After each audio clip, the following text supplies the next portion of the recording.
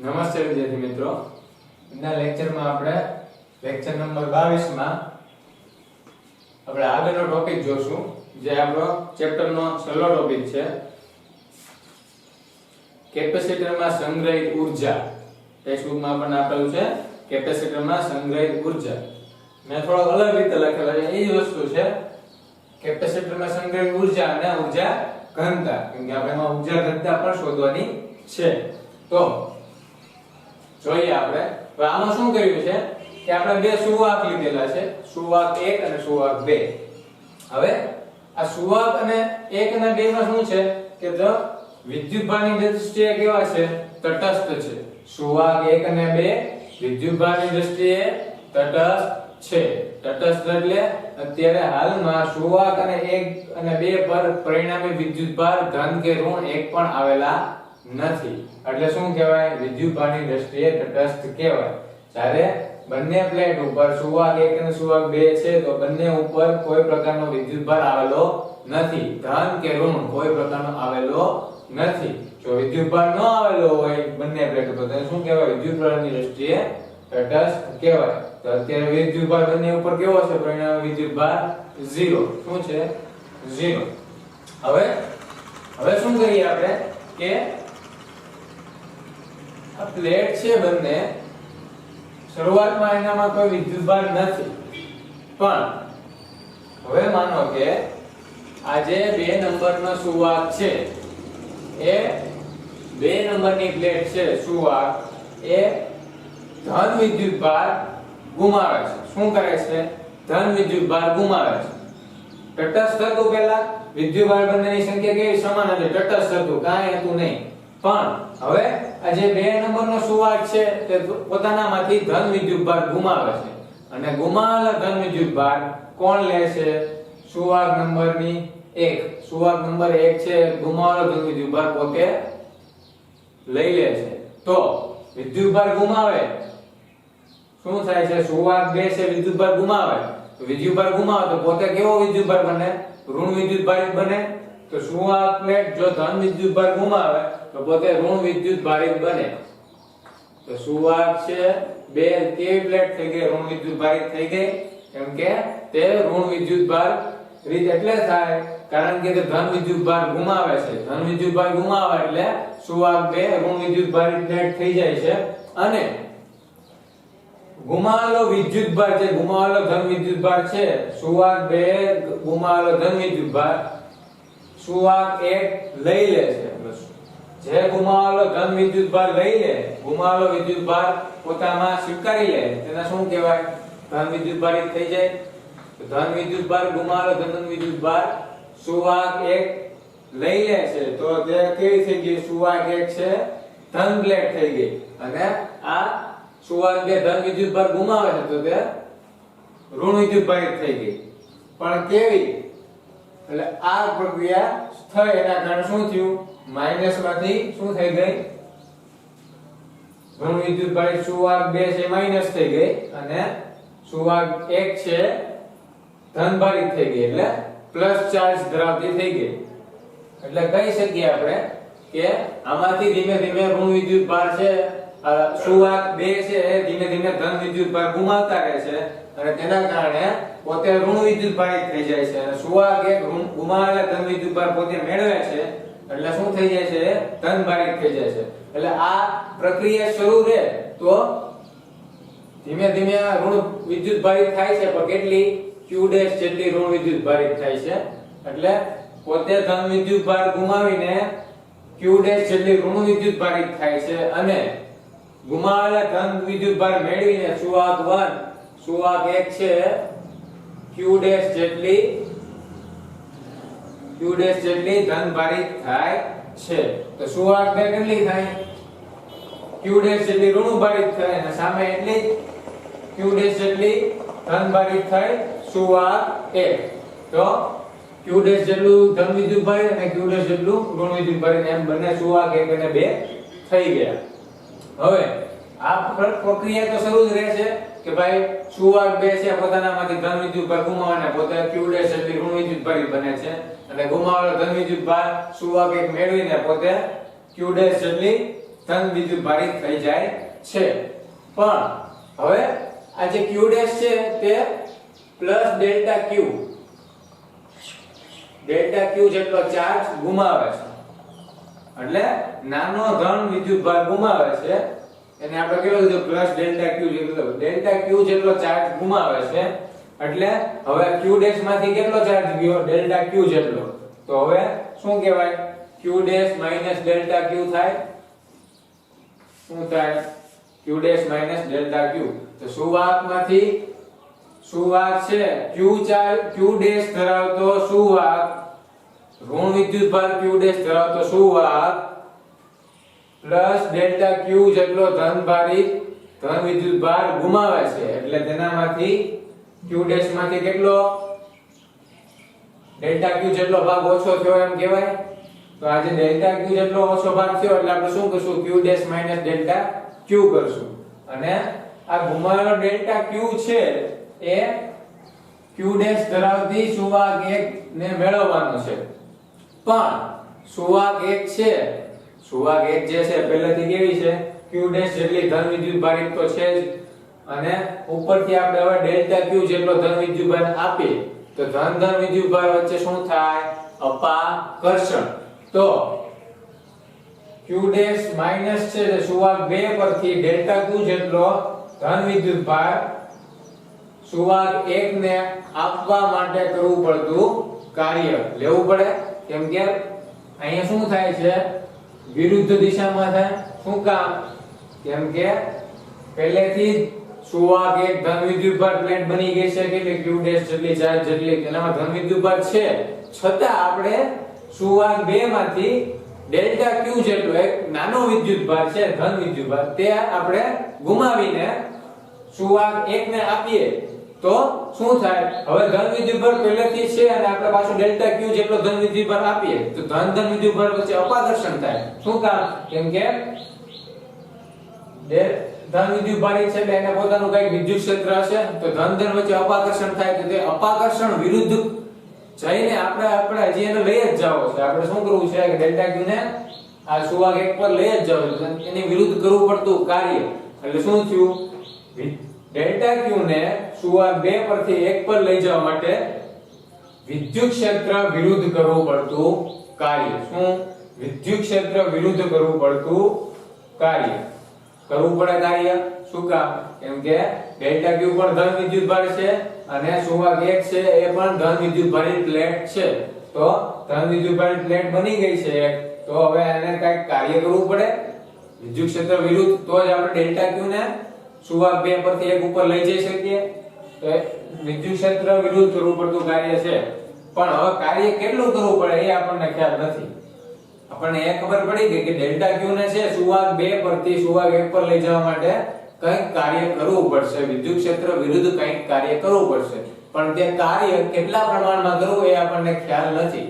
પણ એ આપણને ખ્યાલ ક્યારે આવે કે જ્યારે આ બંને પ્લેટ વચ્ચેનો વિદ્યુત સ્થિતિમાન વચ્ચેનો તફાવત જો આપણને ખ્યાલ હોય તો આપણને પણ ખ્યાલ હોય કે કેટલું કાર્ય કરવું પડે. તો આપણને પહેલા બે પ્લેટ વચ્ચેનો વિદ્યુત સ્થિતિમાનનો તફાવત મેળવવો પડે.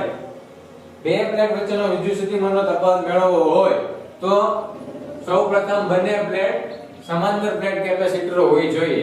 હવે સમાંતર પ્લેટ કેપેસિટર ક્યારે થાય તો આપણે એવું અહીંયા ધારીએ કે બંને પ્લેટ હવે ધન વિદ્યુતભારિત અને ઋણ વિદ્યુતભારિત થઈ ગઈ છે અને આ પ્લેટ તો ધન વિદ્યુતભારિત અને ઋણ વિદ્યુતભારિત થઈ ગઈ છે q ડેશ જેટલી. પણ આ q ડેશ જેટલી ધન વિદ્યુત થાય છે તો આપણે શું કરવાનું છે કાર્ય કેટલું છે એ જોવાનું છે. પણ અહીંયા આપણને ખ્યાલ નથી કાર્ય કેટલું છે તો કાર્ય કેટલું છે જાણવા માટે આપણે વિદ્યુત સ્થિતિમાનનો તફાવત લેવો પડે બંને પ્લેટ વચ્ચે. બંને પ્લેટ વચ્ચેનો વિદ્યુત સ્થિતિમાનનો તફાવત ક્યારે લઈએ કે સમાંતર પ્લેટ કેપેસિટરમાં એ બંને હોય તો. હવે સમાંતર પ્લેટ કેપેસિટરમાં બનાવવા માટે આપણે શું કરશું કે માનો કે આ જે ડેલ્ટા q જેટલું ડેલ્ટા q શું છે એક નાના વિદ્યુતભાર છે. તો નાના વિદ્યુતભાર આ જે નાના વિદ્યુતભાર છે કેટલા ડેલ્ટા q જેટલા એ સુવાહક 2 પરથી 1 પર જાય તો તેના કારણે શું થાય છે કે q જેટલી શું થાય આ જે q જેટલું શું થાય છે પહેલા શું હતું પ્રારંભિક સ્થિતિ શું હતી કે તટસ્થ હતા એટલે બંને ઉપર વિદ્યુતભાર કેવો હતો 0 હતો. પણ હવે આપણે અંતિમ સ્થિતિ જોઈએ તો અંતિમ સ્થિતિ શું થાય કે નાના નાના વિદ્યુતભાર એટલે ડેલ્ટા ક્યુ જેટલા નાના નાના વિદ્યુતભાર સુવાહક 2 પરથી 1 પર જાય તેના કારણે શું થાય આ ડેલ્ટા ક્યુ છે એ 2 પરથી 1 પર જાય એટલે જે સુવાહક 2 છે એ ક્યુ જેટલો ચાર્જ ધરાવે છે અને સુવાહક 1 છે પ્લસ ક્યુ જેટલો ચાર્જ ધરાવે છે અને સુવાહક 2 માઈનસ ક્યુ જેટલો ચાર્જ ધરાવે છે. કઈ રીતના? કેમ કે આપણે આ ધીમે ધીમે આની ઉપર ડેલ્ટા ક્યુ જેટલો નાનો નાનો વિદ્યુતભાર મોકલીએ તો તેના કારણે આ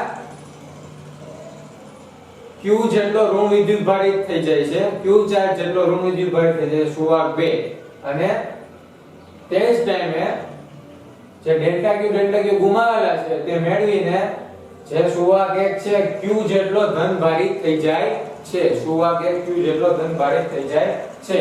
હવે આ બંનેને આપણે સમાંતર રીતે ગોઠવેલા છે. જો તમે જોવો છો બંને એકબીજાને સમાંતર છે તો સમાંતર રીતે ગોઠવેલા હોય તો તે કેવું બની જાય? સમાંતર કેપેસિટર બની જાય.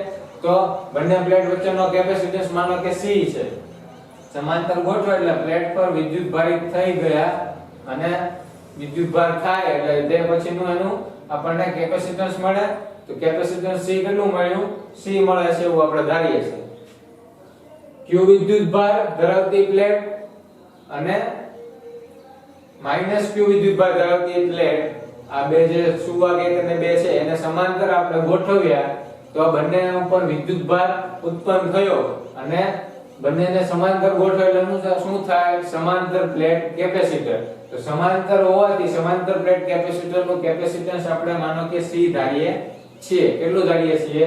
C જેટલું.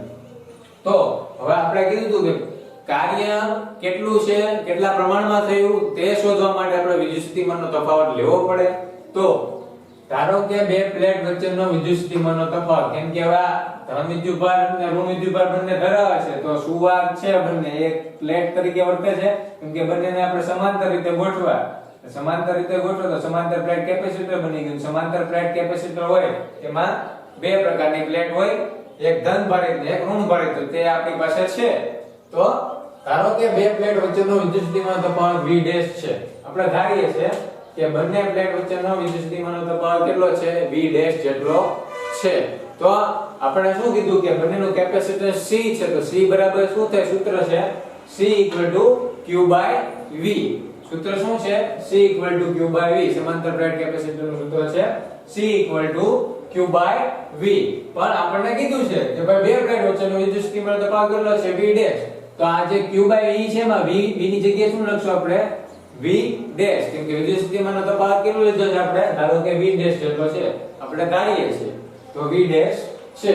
હવે વિદ્યુતસ્થિતિમાનનો તફાવત આપણે શું કામ ગોતીએ છીએ? કે કાર્ય કેટલા પ્રમાણમાં થયું છે તે જાણવા માટે. તો વિદ્યુતસ્થિતિમાનનો તફાવત આપણે ગોતવો હોય તો V' ને આપણે સૂત્રનો કરતા બનાવવો પડે. તો V' બરાબર શું લખશું?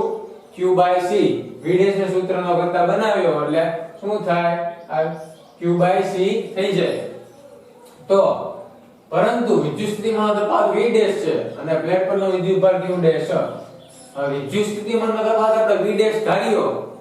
આપણે શું ધાર્યું કે ભાઈ વિદ્યુતસ્થિતિમાનનો તફાવત છે બંને પ્લેટ વચ્ચેનો તો V' ધારીએ. તો ઈ V' છે તો પ્લેટ પરનો આપણે વિદ્યુતભાર પણ શું ધારીએ? Q'. Q' તો હતો જ ને અહીંયા. શું થાતું હતું કે ભાઈ સુવાહક 2 છે એ ઋણ વિદ્યુતભાર ક્યારે થાય? Q' જેટલી ઋણ વિદ્યુતભારિત થાય છે અને સુવાહક 1 છે એ ધન વિદ્યુતભારિત Q' જેટલી ધન વિદ્યુતભારિત છે. ક્યારે? કે ભાઈ જ્યારે છે સુવાહક 2 છે એ પોતામાં ધન વિદ્યુતભાર ગુમાવીને Q' જેટલી ઋણ વિદ્યુતભારિત થઈ અને ગુમાવેલો ધન વિદ્યુતભાર મેળવીને સુવાહક 1 છે ગુમાવેલો ધન વિદ્યુતભાર મેળવીને Q' જેટલી શું થાય? ધન વિદ્યુતભારિત થઈ. એટલે આપણે કહી શકીએ કે પ્લેટ પરનો વિદ્યુતભાર શું છે? Q' જેટલો છે. તો V' Q/C લખેલું છે એની જગ્યાએ શું લખશું? V' Q/C. તો વિદ્યુતસ્થિતિમાનનો તફાવત આપણને મળ્યો શું મળ્યો? V' બરાબર Q' ના છેદમાં C. હવે વિદ્યુતભાર ડેલ્ટા Q ને સુવાહક 2 પરથી 1 પર લઈ જવા માટે કરવું પડતું કાર્ય આપણને વિદ્યુતસ્થિતિમાનનો તફાવત મળી ગયો. તો આપણે શું કરશું કે નાનો નાનો વિદ્યુતભાર છે આ ડેલ્ટા ક્યુ જેટલો એ 2 પરથી 1 પર આપણે લઈ જઈએ છીએ. તે 2 પરથી 1 પર લઈ જવા માટે કંઈક કાર્ય કરવું પડે. એ આપણે શરૂઆતમાં વાત કરી હતી, પણ કાર્ય કરવું કેટલું પ્રમાણમાં થાય આપણને ખબર નથી, એટલે આપણે વિદ્યુત સ્થિતિમાનનો તફાવત લીધો. પણ હવે આપણને વિદ્યુત સ્થિતિમાનનો તફાવત મળી ગયો, તો કાર્યની આપણે રાશિમાં આપણે કાર્યના સમીકરણમાં આપણે વિદ્યુત સ્થિતિમાન મૂકી શકીએ. બરાબર. તો નાના નાના ડેલ્ટા ક્યુ જેટલો વિદ્યુતભાર સુવાહક 2 પરથી 1 પર લઈ જવા માટે કરવું પડતું કાર્ય. તો આપણે શું લખ્યું છે અહીંયા? વિદ્યુતભાર પ્લસ ડેલ્ટા ક્યુ ને સુવાહક 2 પરથી 1 પર લઈ જવા માટે કરવું પડતું કાર્ય. તો કરવું પડતું કાર્ય છે આપણે શું લઈશું? W બરાબર Q. Q એટલે શું થયો? વિદ્યુતભાર ઇન્ટુ ડેલ્ટા V. V એ ડેલ્ટા V એટલે શું થયો? વિદ્યુત સ્થિતિમાનનો તફાવત લીધો. તો આપણને સૂત્ર મળ્યું છે કે બંને પ્લેટ વચ્ચેનો વિદ્યુત સ્થિતિમાનનો તફાવત અને એના સમપ્રમાણમાં એનો વિદ્યુતભાર હોય તો આપણને શું મળે? કાર્ય મળે. તો આપણે W બરાબર શું લખ્યું? વિદ્યુતભાર એટલે બંને પ્લેટ વચ્ચેનો વિદ્યુતભાર, બંને પ્લેટ પરનો વિદ્યુતભાર ઇન્ટુ બંને પ્લેટ વચ્ચેનો વિદ્યુત સ્થિતિમાનનો તફાવત ડેલ્ટા V. તો બંને પ્લેટ પરનો વિદ્યુતભાર ગુણ્યા વિદ્યુત સ્થિતિમાનનો તફાવત, બંને પ્લેટ વચ્ચેનો વિદ્યુત સ્થિતિમાનનો તફાવત ગુણાકાર કરો તો આપણને શું મળે? કાર્ય W મળે. પણ તમે જોવો છો કે આપણે નાના નાના ડેલ્ટા Q જેટલો વિદ્યુતભાર છે ભાઈ સુવાહક 2 પરથી 1 પર લઈ જઈએ છીએ, પ્લેટ 2 પરથી પ્લેટ 1 પર લઈ જઈએ છીએ. તો કરેલું કાર્ય કેટલું થશે? ડેલ્ટા W શું થશે? નાનું નાનું. અને લઈ જતો વિદ્યુતભાર કેટલો છે? ડેલ્ટા Q જેટલો છે પ્લસ ડેલ્ટા Q, ધન ડેલ્ટા Q જેટલો વિદ્યુતભાર આપણે લઈ જઈએ છીએ. એટલે Q વિદ્યુતભારની જગ્યાએ શું લખશું? ડેલ્ટા Q, જે આપણે 2 પરથી 1 પર લઈ જઈએ છીએ એટલે ડેલ્ટા Q. અને વિદ્યુત સ્થિતિમાનનો તફાવત આપણે હમણાં જ મેળવ્યો, કેટલો થયો? V ડેશ જતો, એટલે ડેલ્ટા V ની જગ્યાએ શું લખશું આપણે? V dash. તો આપણે આને સમીકરણ નંબર 1 કહી દઈએ. કરવું પડતું નાનું કાર્ય એટલે શું? નાના નાના ડેલ્ટા Q ને સુવાહક 2 પરથી 1 પર લઈ જવા માટે કરવું પડતું નાનું કાર્ય કેટલું થાય? ડેલ્ટા W બરાબર delta Q into V dash. હવે શું કીધું? થોડો થોડો ડેલ્ટા Q વિદ્યુતભાર સુવાહક 2 પરથી સુવાહક 1 પર જાય છે. આપણે કાર્ય તો કર્યું ને, કરવું પડતું કાર્ય કેટલું થયું? Delta W equal to delta Q into V. તો આ છે ભાઈ આ થોડો થોડો વિદ્યુતભાર છે ડેલ્ટા Q, એ સુવાહક 2 પરથી 1 પર જાય છે. તો ત્યારે શું થાય છે? જે સુવાહક 2 છે અને 1 એ શું થાય? ઋણભારિત ને ધનભારિત બને. તો જ્યારે આપણે ડેલ્ટા Q જેટલો વિદ્યુતભાર, નાનો નાનો ડેલ્ટા Q જેટલો વિદ્યુતભાર સુવાહક 2 પરથી સુવાહક 1 પર લઈ જઈએ, શું થાય? માનો કે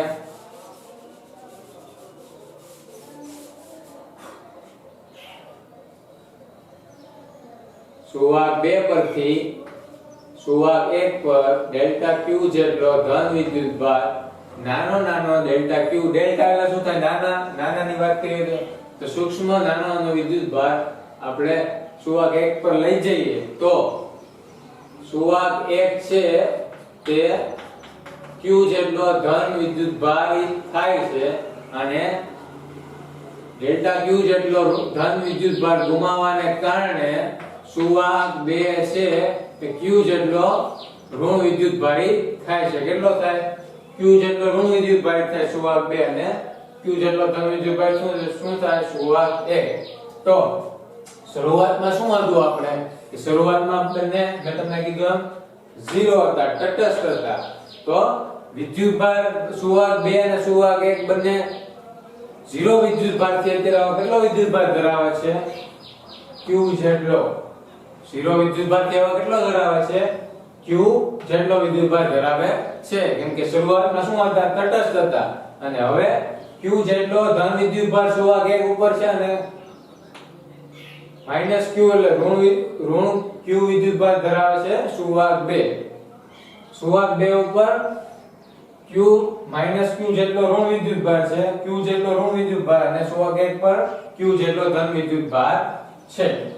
તો થોડો થોડો ડેલ્ટા Q વિદ્યુતભાર સુવાહક 2 પરથી સુવાહક 1 પર જાય છે. તેથી સુવાહક 2 છે એ q જેટલો ઋણ વિદ્યુત ભારિત થશે અને સુવાહક 1 છે તે ધન q જેટલો ધન વિદ્યુત ભારિત બને છે. તો પ્રારંભમાં પ્લેટ પરથી શું હતું? પ્રારંભમાં પ્લેટ ઉપર શું હતું? આ પ્રારંભ સ્થિતિ છે જ્યારે પ્લેટ ઉપર 0 હતું અને અંતિમ સ્થિતિ આપણને શું મળી? q જેટલો વિદ્યુત ભાર મળ્યો. તો પ્રારંભમાં પ્લેટ પર તટસ્થ અને હવે પ્લેટ પર +q જેટલો ધન વિદ્યુત ભાર અને -q જેટલો ઋણ વિદ્યુત ભારિત થઈ ગઈ છે. શરૂઆતમાં સુવાહક 1 અને 2 તટસ્થ હતા એટલે શું હતું? 0 વિદ્યુત ભાર હતો અને હવે શું થયું છે કે ભાઈ પ્રારંભ સ્થિતિમાં 0 હતા વિદ્યુત ભાર અને હવે 0 થી અંતિમ સ્થિતિમાં આપણે આવ્યા તો અંતિમ સ્થિતિમાં પ્લેટ 1 પર +q જેટલો ધન ભારિત છે અને પ્લેટ 2 છે એ -q જેટલી ઋણ વિદ્યુત ભારિત છે. તો 0 થી q એટલે હવે આપણે શું લેવાનું? 0 થી q જેટલો વિદ્યુત ભાર જમા કરવા માટે કરવું પડતું કુલ કાર્ય.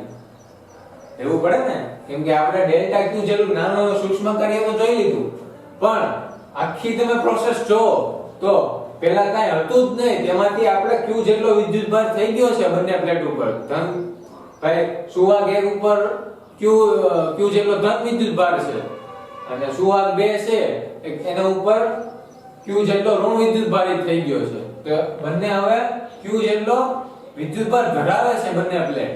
એક ધન જેટલો q વિદ્યુત ભાર અને એક ઋણ જેટલો એટલે પ્લસ અને માઈનસ q જેટલો વિદ્યુત ભાર ધરાવે છે. તો પહેલા તો 0 હતો તો 0 થી આટલું બધું કાર્ય થઈ ગયું કે 0 થી પ્રોસેસ થઈ જતો q જેટલો વિદ્યુત ભાર ધરાવે છે. તો 0 થી q થયું કેમ? તો તેની વચ્ચે કઈક કાર્ય થયું. તો જે કાર્ય થયું એ શું થયું? ડેલ્ટા q જેટલું થયું. ડેલ્ટા જે q ને નાના સૂક્ષ્મ ડેલ્ટા q જેટલા વિદ્યુત ભારને આપણે સુવાહક 2 પરથી 1 પર લઈ જતા હતા તેના કારણે શું થયું કે તટસ્થ બંને પ્લેટ હતી તેમાંથી કેવી થઈ ગઈ? q જેટલી વિદ્યુત ભાર ધરાવતી બંને પ્લેટ થઈ ગઈ. તો 0 થી q જેટલી વિદ્યુત ભાર ધરાવતી પ્લેટ થઈ તો તેના માટે થયેલું કુલ કાર્ય કેટલું? તો આપણે જોશું. તો 0 થી q જેટલો વિદ્યુત ભાર જમા કરવા માટે કરવું પડતું કુલ કાર્ય. કુલ કાર્ય એટલે શું આવે? W. અને આ કઈ રીતના થયું? તો કે આવા નાના નાના સૂક્ષ્મ કાર્ય વડે થયું કે ડેલ્ટા W જેટલા સૂક્ષ્મ કાર્ય થયું કે ભાઈ સુવાહક 2 પરથી 1 પર ડેલ્ટા q જેટલા નાના નાના ધન વિદ્યુત ભાર લઈ જવા માટે જે સૂક્ષ્મ કાર્ય થયું તેના કારણે શું થયું કે આખી પ્લેટ છે 0 થી q જેટલી ધન વિદ્યુત ભારી 0 થી q જેટલી વિદ્યુત ભાર જમા થયો. કોના કારણે? કે નાના નાના સૂક્ષ્મ કાર્ય ડેલ્ટા W વડે. તો કુલ કાર્યમાં આપણે ડેલ્ટા W નું કેટલું 0 થી q જેટલું સંકલન લઈએ એટલે આપણને શું મળી જશે? કુલ કાર્ય મળી જશે. 0 થી q જેટલો વિદ્યુત ભાર જમા કરવા માટે થયેલું કાર્ય આપણને મળી જશે. તો W બરાબર જ્યારે પ્લેટ તટસ્થ હતી 0 અને હવે પ્લેટ q થઈ ગઈ એટલે 0 થી q જેટલું કાર્ય અને 0 થી q જેટલું વિદ્યુત ભારિત પ્લેટ થાય તેના માટે આપણે નાના નાના કરેલા કાર્ય એટલે નાના નાના ડેલ્ટા q આપણે સુવાહક 2 પરથી 1 પર લઈ જવા માટે કરેલું કાર્ય કેટલું હતું? એ ડેલ્ટા W બરાબર હતું. તો ડેલ્ટા W આપણે મૂક્યું અહીંયા. હવે ડેલ્ટા W નો આપણી પાસે વેલ્યુ છે. ડેલ્ટા W વેલ્યુ કેટલી છે? Delta q v dash. તો આપણે શું મૂકશું? ડેલ્ટા W ની જગ્યાએ ડેલ્ટા q v ડેશ મૂકીશું. પણ આપણને ખ્યાલ છે v ડેશ ની વેલ્યુ આપણી પાસે છે v ડેશ q ડેશ ના છેદમાં c. તો v ડેશ ની જગ્યાએ મૂકશું q ડેશ ના છેદમાં c અને ડેલ્ટા q. પણ હવે આમાં શું થાય? આપણને સંકલન આપ્યું છે 0 થી q સુધીનું આપ્યું છે. તો સંકલન q વાળા પદનું જ થશે. q ડેશ વાળા અને ડેલ્ટા q વાળા પદનું જ થશે. એની સિવાયના આપણે બધા કોમન કાઢી લઈએ. તો 1/c આપણે બહાર કાઢી લઈએ. q વાળું આપણે પદ અંદર રાખ્યું છે. તો q ડેશ નું ડેલ્ટા q જેટલું સંકલન કરીએ તો આપણને ખબર છે ગમે એનું સંકલન કરો સંકલનનો નિયમ શું છે? ઘાત વધે અને વધેલી ઘાત છેદમાં. તો q ડેશ નું ડેલ્ટા q વડે આપણે સંકલન કરીએ તો q ડેશ એટલે q ડેશ હોય માનો કે તો એની એક ઘાત તો હશે ને. માનો કે q ડેશ છે આમ તો q ડેશ ની એક ઘાત તો હોય જ તે. તો હવે શું હોય સંકલનમાં? ઘાત વધે અને વધેલી ઘાત છેદમાં. તો હજી એક ઘાત વધારી દેવાની 1 + 1 તો બે ઘાત થઈ ગઈ. તો શું થઈ ગયું? સંકલન q² ઘાત વધી અને વધેલી ઘાત છેદમાં એટલે વધેલી ઘાત કેટલી છે? 2 તો 2 છેદમાં તો આપણે સંકલન શું મળશે q ડેશ નો સ્ક્વેર અને છેદમાં 2 q ડેશ નો સ્ક્વેર અને છેદમાં શું મળશે 2 મળશે. હવે લિમિટ શું મૂકવાની છે 0 થી q સુધીની લિમિટ મૂકવાની છે આપણે 0 થી q સુધી. તો લિમિટ મૂકીએ તો એકવાર જે q છે q ડેશ ની જગ્યાએ એકવાર q લખવાનો અને એકવાર શું લખવાનો 0 લખવાનો. તો પહેલી વાર લખીએ q ડેશ ની જગ્યાએ q તો q નો સ્ક્વેર માઈનસ હવે શું કરવાનું q ની જગ્યાએ શું લખવાનું 0 તો 0 લખીએ તો q સ્ક્વેર માઈનસ 0 અને આ જે 2 હતા એ આપણે કૌંસની બહાર લઈ લીધા 1/2c થઈ ગયું. 1/2c q square minus 0 square limit મૂકતા આપણને આવું મળે. 0 સ્ક્વેર નો તો 0 જ થવાનો છે અને q સ્ક્વેર તો આપણું કુલ કાર્ય કેટલું મળ્યું w બરાબર q સ્ક્વેર ના છેદમાં 2c જેટલું કુલ કાર્ય મળ્યું. કેટલું મળ્યું w બરાબર q સ્ક્વેર ના છેદમાં 2 અને c એટલું કાર્ય આપણને શું મળ્યું કુલ કાર્ય. એટલે આ બંને પ્લેટ સુવાહક 1 અને 2 તટસ્થમાંથી q જેટલો વિદ્યુતભાર ધરાવતી થઈ ગઈ q જેટલો વિદ્યુતભાર જમા થઈ ગયો એ જે આખી પ્રોસેસ થઈ તે માટે જે કાર્ય કરવું પડે તે કાર્ય આપણને મળ્યું w બરાબર q સ્ક્વેર ના છેદમાં 2 c. હવે કરેલું કુલ કાર્ય કોઈ દિવસ વ્યય જતું નથી. કરેલું કાર્ય કોઈ દિવસ વ્યય જતું નથી. આપણને ખ્યાલ છે કે કરેલું કાર્ય છે એ કોના સમપ્રમાણમાં છે w ના સમપ્રમાણમાં છે. તેથી કરેલું કાર્ય એ ઊર્જાના સમપ્રમાણમાં છે. તો કાર્ય છે w ને બદલે આપણે શું લખશું ઊર્જાનો u લખી શકીએ.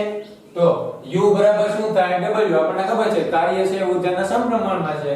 તો u w અને w બરાબર આપણને શું મળ્યું q એ સ્ક્વેર અને એના છેદમાં 2 c.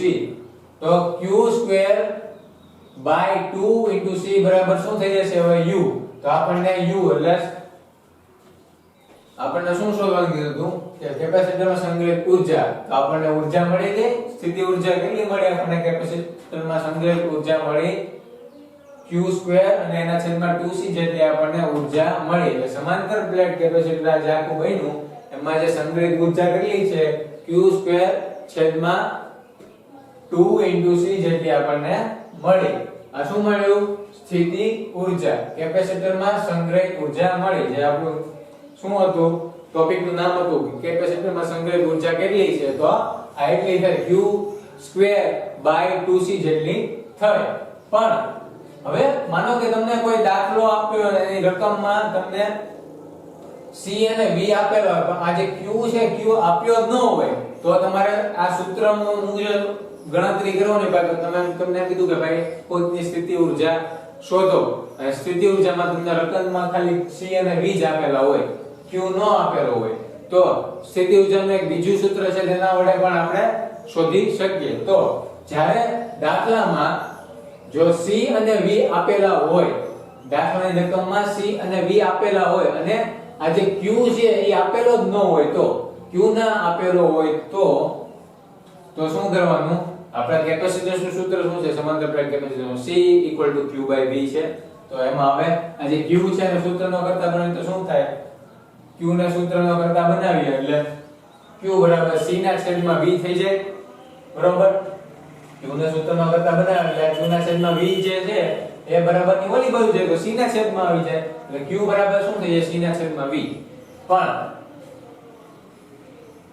આપણને એમ પૂછ્યું છે q સ્ક્વેર ની વાત કરવામાં આવે છે જ્યારે q આપેલો જ ન હોય તો અને સ્થિતિ ઊર્જાના સૂત્રમાં q સ્ક્વેર માં આપેલો છે તો આપણે સ્ક્વેર લઈ લઈએ તો q આ જે આપણે સૂત્ર બનાવ્યું હોય એમાં સ્ક્વેર લગાડી દઈએ q સ્ક્વેર બરાબર c સ્ક્વેર v સ્ક્વેર. એમ કે આપણે કિંમત અહીંયા મૂકવાની જ ને તો કિંમત છે એ સ્ક્વેર માં માંગેલી છે વર્ગમાં માંગેલી છે તો q નો વર્ગ કરી નાખીએ આપણે q નો વર્ગ બરાબર q નો વર્ગ કરીએ એટલે c અને એનો વર્ગ થઈ જાય તો c v થઈ જાય. ઓકે તો q સ્ક્વેર બરાબર c સ્ક્વેર v સ્ક્વેર કેમ કે q ના સૂત્રનો કરતા બનાવીએ તો q છે v ના છેદમાં છે બરાબર ની આ બાજુ જાય તો ગુણાકારમાં થઈ જાય c v સાથે c ના ગુણાકારમાં એટલે q બરાબર c v છે પણ આપણને અહીંયા વેલ્યુ સ્ક્વેર માં આપી છે વર્ગમાં આપી છે સ્થિતિ ઊર્જાના સૂત્રમાં તો શું આપણે લેશું q નો વર્ગ બરાબર c નો વર્ગ v નો વર્ગ. હવે આ જે કિંમત છે એ આપણે સમીકરણના જે આપણને સ્થિતિ ઊર્જાનું સૂત્ર મળ્યું ને એ સ્થિતિ ઊર્જાના સૂત્રમાં મૂકીએ q ની જગ્યાએ તો શું થાય u q² 2c અને બરાબર q² ની જગ્યાએ શું મૂકશું c² * v² ના છેદમાં 2c તો એક એક c કેન્સલ તો હવે શું વધશે 1/2 * c * v² આપણને સ્થિતિ ઊર્જાનું બીજું સૂત્ર મળી ગયું શું મળી ગયું u = 1/2 c * v². આ સૂત્ર નંબર 1 સ્થિતિ ઊર્જાનું આ બીજું સૂત્ર મળી ગયું અને હજી માનો કે એવું હોય કે આપણને રકમમાં v અને q આપેલા હોય ને c નો આપેલો હોય પહેલા આપણે શું જોયું ભાઈ કે c અને v આપેલા હોય ને q નો આપેલું હોય તો આપણે એની માટે એક નવું સૂત્ર શોધ્યું હવે રકમમાં v અને q આપેલા હોય અને c નો આપેલો હોય તો આપણે શું લેશું c બરાબર શું થાય કેપેસિટન્સ બરાબર c બરાબર q/v ને ઉપરના સૂત્ર મુજબ c ની કિંમત છે આપણે આ સૂત્રમાં મૂકીએ સમીકરણ નંબર 2 મળ્યું ને કે સ્થિતિ ઊર્જાનું બીજું સૂત્ર મળ્યું એમાં આપણે c ની કિંમત મૂકીએ c બરાબર શું મૂકશું q/v તો u બરાબર 1/1/c * v² અને c ની જગ્યાએ મૂકશું આપણે q/v તો શું સૂત્ર થઈ જાય u = 1/q * v તો આપણને આ સ્થિતિ ઊર્જાનું સૂત્ર નંબર 3 મળ્યું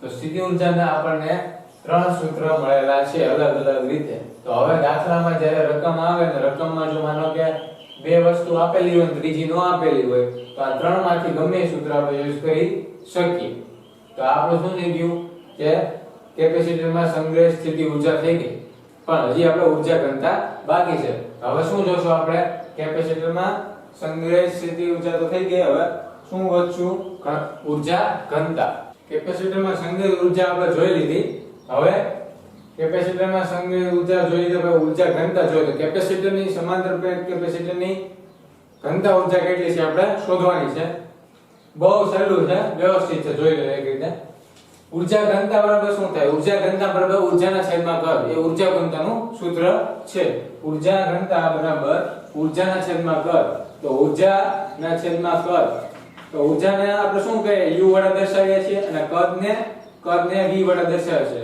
આ v છે એ વિદ્યુત સ્થિતિમાં તફાવતનો v નથી એટલે એક થોડું ધ્યાન રાખજો આ v છે તે કદનો v છે હવે આપણે અહીંયા કેપેસિટરને લેવાની છે સંગ્રહિત ઊર્જા તો કેપેસિટરની સંગ્રહિત ઊર્જા તો આપણને મળી ગઈ હતી કેટલી મળી હતી આપણે હમણાં જે સૂત્ર જોયું તેમાં ઊર્જા u બરાબર શું હતી q²/2c જેટલી હતી પણ કદ હવે કેપેસિટરનું કદ જોવાનું છે તો આપણે બે સુવાહક આપેલા હતા એની વાત કરીએ તો જે સુવાહક હતા બે માનો કે આ બે સુવાહક છે તો આ સુવાહકનું અંતર કેટલું છે ભાઈ બંને વચ્ચેનું અંતર આ જે અંતર કહેવાય એ કેટલું છે એ d છે અને બંને સુવાહકનું ક્ષેત્રફળ કેટલું છે a સુવાહકનું ક્ષેત્રફળ a અને અંતર d તો આ જે બંને લંબાઈ અને પહોળાઈ બંનેનો ગુણોત્તર લઈએ એટલે આપણને શું મળી જાય a * d એટલે v કદ મળી જાય લંબાઈ ગુણ્યા પહોળાઈ આ બંને બે સુવાહક છે ભાઈ એટલે કેપેસિટર જ છે સમાંતર પ્લેટ કેપેસિટર તો બંને સુવાહકનું આપણે લંબાઈ અને પહોળાઈ બંનેની લઈએ તો આપણને શું મળી જાય a * d નું લંબાઈ અને પહોળાઈનો ગુણોત્તર કરીએ એટલે આપણને કદ એને શું કહેવાય v બરાબર કદ તો કદમાં આપણને શું મળ્યું a * d v બરાબર શું મળ્યું a * d તો કેપેસિટર માટે જોઈએ હવે તો કેપેસિટર માટે ρ બરાબર u ના છેદમાં v છે આપણું સૂત્ર ઊર્જા ઘનતાનું સૂત્ર શું છે ભાઈ ρ ના છેદમાં ρ = u ના છેદમાં v u/v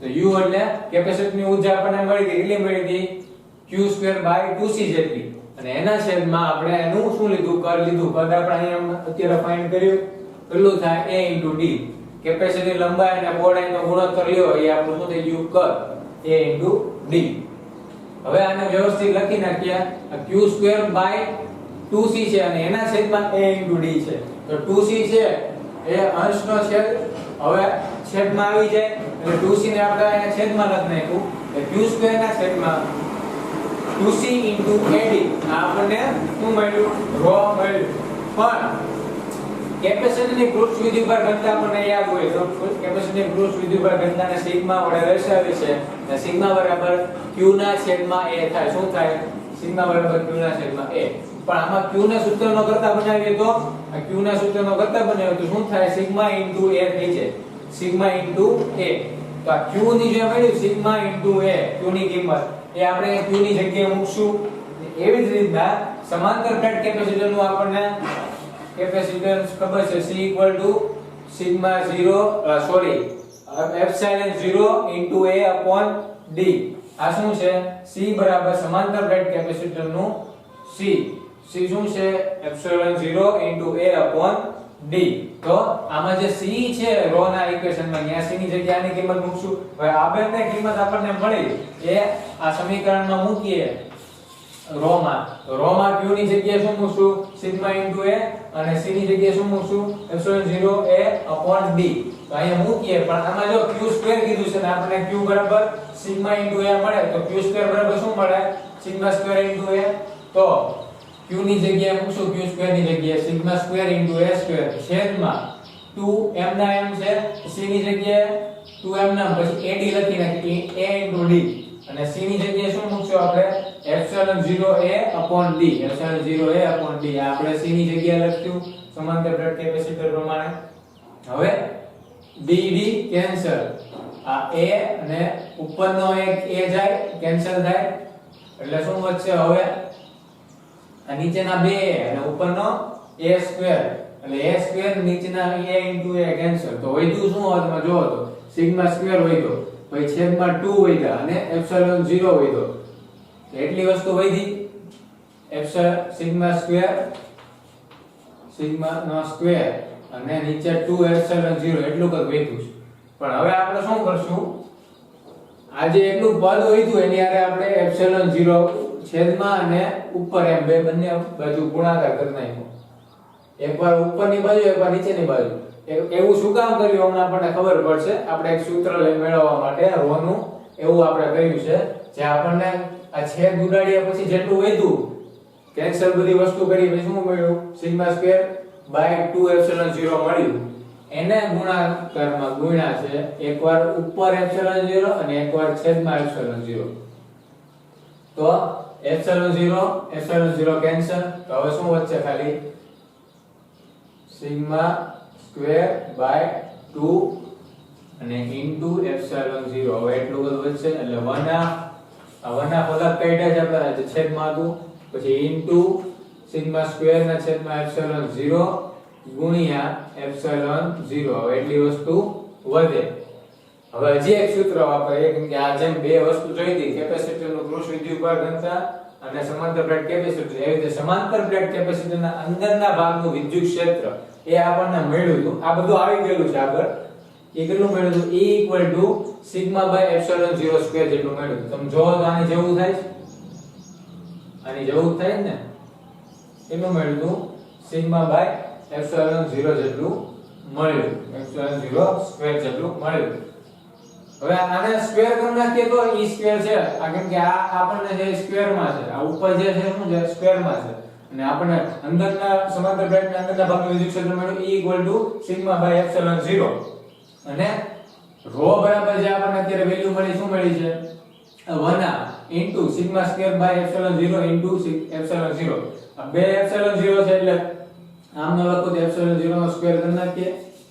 તો રો બરાબર આપણને આવું મળ્યું છે અને વિદ્યુત ક્ષેત્રનું સૂત્ર છે આનાથી અડધું છે જો તો સિગ્મા બાય એપ્સિલોન 0 તો હવે વિદ્યુત ક્ષેત્રના સૂત્રનો વર્ગ કરી નાખીએ આપણે E સ્ક્વેર બરાબર સિગ્મા સ્ક્વેર બાય એપ્સિલોન 0 નો સ્ક્વેર તો આ જે આખી વસ્તુ થઈ એ અહીંયા છેદ તે તો આની જગ્યાએ આપણે ખાલી E સ્ક્વેર લખી નાખીએ તો ચાલે હવે આ શું લખ્યું તો sigma square by epsilon 0 square આપણે અંદર સમાંતર પ્લેટના કેપેસિટરનું અંદરના ભાગમાં વિદ્યુત ક્ષેત્રનું સૂત્ર છે ભાઈ E સિગ્મા બાય એપ્સિલોન 0 પણ આપણે રો છે એ આપણને શું મળે છે sigma square upon by epsilon 0 નો સ્ક્વેર હવે આનો સ્ક્વેર કરી નાખીએ અંદરના ભાગના સમાંતર પ્લેટના અંદરના ભાગના વિદ્યુત ક્ષેત્રનો સ્ક્વેર કરી નાખીએ તો E સ્ક્વેર બરાબર sigma square by epsilon 0 square થાય તો આ કોના જેવું થઈ ગયું અહીંયા રો ના સૂત્રમાં મળ્યું તેના જેવું થઈ ગયું તો આપણે હવે આના રો ના સૂત્રમાં sigma square by epsilon 0 square ની જગ્યાએ શું લખી શકીએ E નો સ્ક્વેર તો આજે આખું રો નું સૂત્ર મળે આપણને રો બરાબર 1/2 એપ્સિલોન 0 ઇન્ટુ e સ્ક્વેર શું મળે એપ્સિલોન 0 ઇન્ટુ e સ્ક્વેર આપણને મળે કેમ કે કોના જેવું થાય આના જેવું જ થાય છે એટલે બરાબર આ આપણે લખી શકીએ ડાયરેક્ટ ઓને આની જગ્યાએ અહીંયા શું હતું ભાઈ 1/2 એપ્સિલોન 0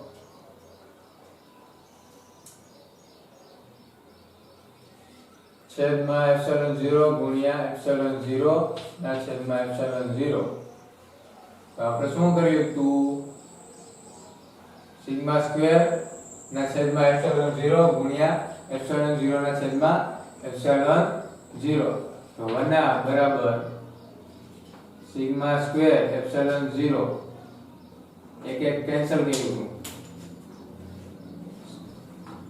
એક એક કેન્સલ કર્યું આપણે એટલે આપણને પછી શું મળ્યું 1/2 એપ્સિલોન 0 મળ્યું અને આપણું આનું સૂત્ર શું થતું હતું સિગ્મા બાય એપ્સિલોન 0 તો આની જેવું થાય તો લખી શકીએ તો 1/2 એપ્સિલોન 0 તો લખી જ શકતા હતા પણ જે સ્ક્વેર વધ્યો એપ્સિલોન 0 વધ્યું એ આપણે આમને લખી નાખ્યું એટલે e ના સૂત્ર જેવું થાય e નું સૂત્ર શું હતું એપ્સિલોન બાય 0 આનો સ્ક્વેર કરી નાખી એપ્સિલોન સ્ક્વેર બાય એપ્સિલોન